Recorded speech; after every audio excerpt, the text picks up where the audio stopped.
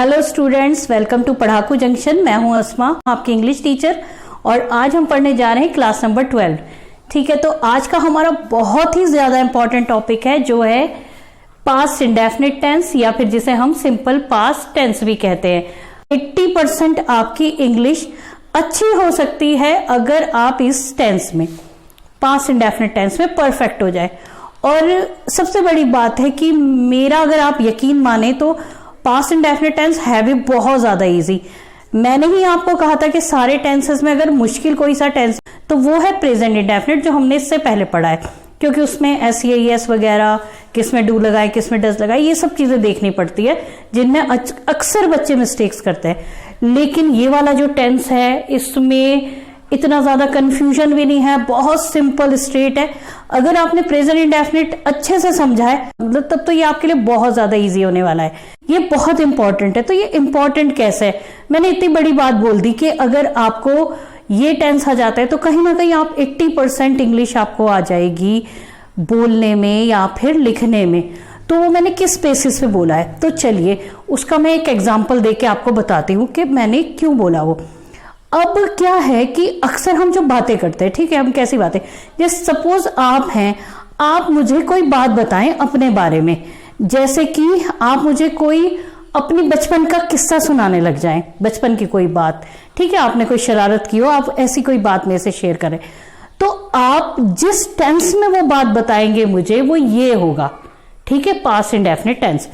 इसके अलावा अगर आप मुझे 1 साल पहले की कोई बात बताने लगे तो वो भी आप इसी टेंस में बताएंगे, ठीक। इसके अलावा आप अगर कल की कोई बात बताने लगे कि कल ऐसे ऐसे हुआ था, कल मैं वहां गया था, ये हुआ था, तो वो भी आप मेरे से इसी टेंस में करेंगे। या फिर आप जैसे सपोज आप आ रहे हैं, आते हुए कोई इंसिडेंट हुआ आपके साथ, तो वो भी जब आप हमसे शेयर करेंगे तो आप इसी टेंस में शेयर करेंगे। तो आपने देखा हम कितनी ज्यादा जो बातें करते हैं वो बातें हम अधिकतर इस टेंस में ही करते हैं। ये टेंस ऐसा है, ये बोलने में हमारे सबसे ज्यादा काम आता है, ठीक है। तो इसीलिए ये टेंस बहुत ज्यादा इंपॉर्टेंट है।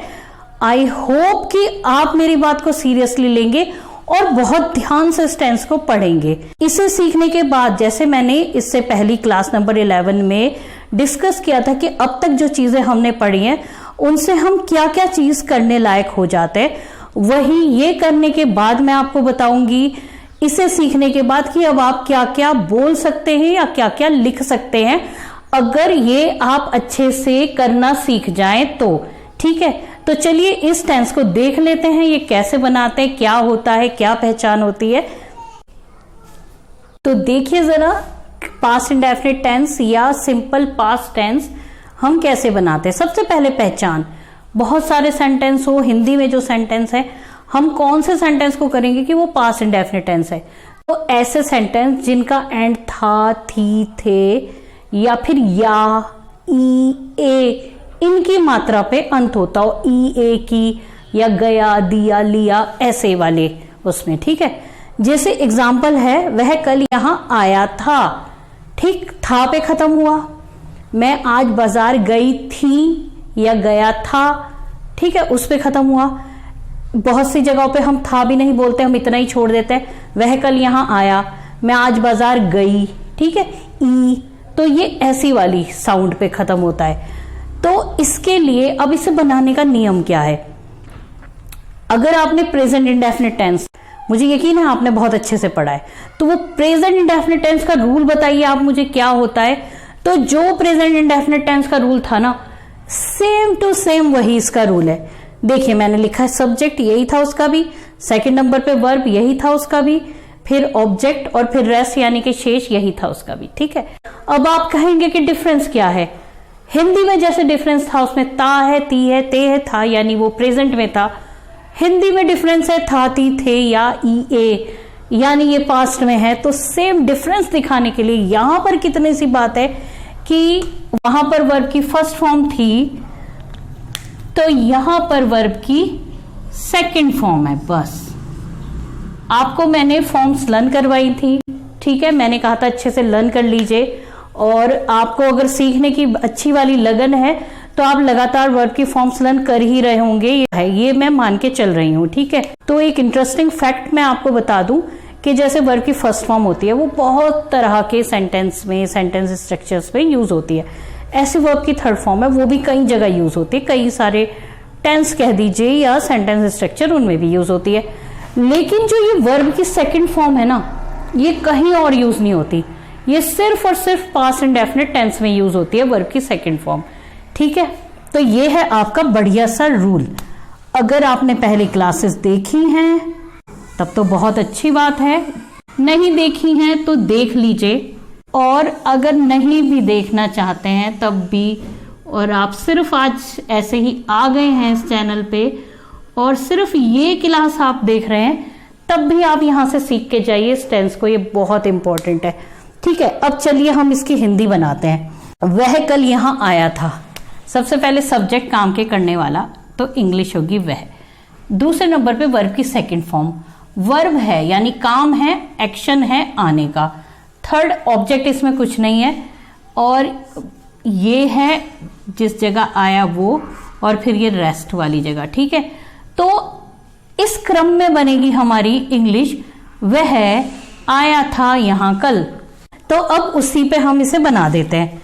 तो क्या बनाएंगे हम, वह के लिए ही और आया था। आने को इंग्लिश में क्या बोलते हैं, लर्न किया होगा आपने जी, आने को इंग्लिश में बोलते हैं कम, और कम की सेकंड फॉर्म। अब यहां पे फॉर्म लगेगी वो सेकंड ही लगेगी, तो क्या होगी वो सेकंड फॉर्म, कम की सेकंड फॉर्म क्या होती है, अगर याद नहीं करी तो कर लीजिए। सेकंड फॉर्म होती है केम। अंतर क्या है, यहां पर ओ आता है फर्स्ट में और सेकंड में ए आता है, तो ही केम। अब यहां की इंग्लिश होती है हेयर, और कल को कहते हैं येस्टरडे। ये येस्टरडे बीता हुआ कल है, ठीक है, इसे ध्यान रख लीजिए। बीते हुए कल को बोलते हैं येस्टरडे, और जो आने वाला कल है, हमारे हिंदी में तो दोनों कल को हम कल ही बोलते हैं, लेकिन इंग्लिश में बीते हुए कल को येस्टरडे बोलते हैं, आने वाले कल को टुमारो बोलते हैं, ठीक। तो चलिए ये बन गया हमारा पहला सेंटेंस। अब हम दूसरा बनाते हैं। अब दूसरे को देखिए, सब्जेक्ट क्या है, मैं, काम के करने वाला। सेकंड नंबर पे वर्ब क्या है, गया था, गया मतलब जाना। थर्ड नंबर पे बाजार, और फोर्थ पे आज, ठीक। तो इंग्लिश इस क्रम में बनेगी, मैं गया था बाजार आज। तो मैं को इंग्लिश में क्या बोलते हैं, आई, और जाने की इंग्लिश क्या होती है, गुड, गो, और गो की second form went, I went. और मैंने बताया है, अगर बताया जा रहा हो कहां को गया है तो टू लगाते हैं आप, आई वेंट टू, और फिर उसके बाद है बाजार, मार्केट, और आज को कहते हैं today, I went to market today. तो ये हो गया। अब इसी तरह से इसी क्रम में आप बाकी चीजें बना सकते हैं। जो जितनी बात आपको कहनी है पास्ट टेंस में, मैंने कल, सपोज आप कहें मैं कल अपने दोस्त से मिला था, I met my friend yesterday. आप बोले कि मैंने कल एक नया चैप्टर पढ़ा था, I read a new chapter yesterday. आप कहें कि आज दोपहर का खाना मैंने खुद बनाया है, तो I cooked lunch myself today, ठीक है। दादाजी ने पौधों में पानी दिया, the grandfather watered the plant. आप बोले पापा ने आज मुझे डांटा, father scolded me today. Meera ने एक गीत गाया, मीरा sang a सॉन्ग। आप बोले शेर ने हिरन को मारा, the lion killed a deer. इसके अलावा आप कहें कि उसने एक नई कविता लिखी, तो she wrote a new poem. और इसी तरीके से आप बहुत सारे सेंटेंसेस बना सकते, कर सकते हैं। इसकी बहुत अच्छी प्रैक्टिस कीजिए। होमवर्क देती हूँ, प्रेजेंट इंडेफिनिट टेंस में आपने डेली रूटीन किया था, ऐसे ही आप अपना येस्टरडे रूटीन लिखेंगे, यानी कि कल आपने क्या क्या किया था। आप अपना पूरा येस्टरडे का रूटीन लिखेंगे, और अलग अलग सेंटेंस पास्ट टेंस में आप ट्रांसलेशन देखिए, आप वहां से सेंटेंस उठाइए, कोई बुक में से पास्ट इंडेफिनिट टेंस के गूगल करके देखिए, वहां से आप ट्रांसलेशन के लिए एक्सरसाइज उठा सकते हैं और आप उनको करिए।